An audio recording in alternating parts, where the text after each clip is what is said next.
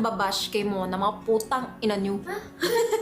Hindi kasi siya, imagine nyo, sa ganong pain, sumusuko na ako sa life. Mas matindi naman yung pain niya. Tapos, babash-bash nyo yung bata. At saka, nagtatanggol sa kanya. Maraming salamat. I love you guys. Tangina, may sakit na nga yung tao. Tapos, gaganong-ganon ninyo. May babash nyo.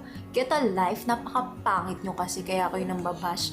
Bakit? Nanggigil eh. Gusto ko talaga gawan ng video. Tapos, i-repost nyo to sa TikTok para makita ng mga hype na basher.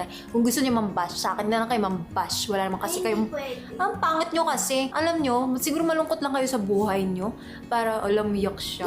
Kasi naman, ikaw yung nag-aano dyan. Eh, totoo naman eh. Gusto ko lang sabihin. Ang dami kong...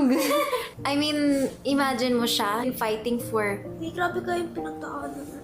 Ang lala ng mga basher. Napaka-bitter nyo sa buhay. Napaka-pangit siguro ng buhay nyo para mangsaktan ng ibang tao na wala namang ginagawa sa inyo.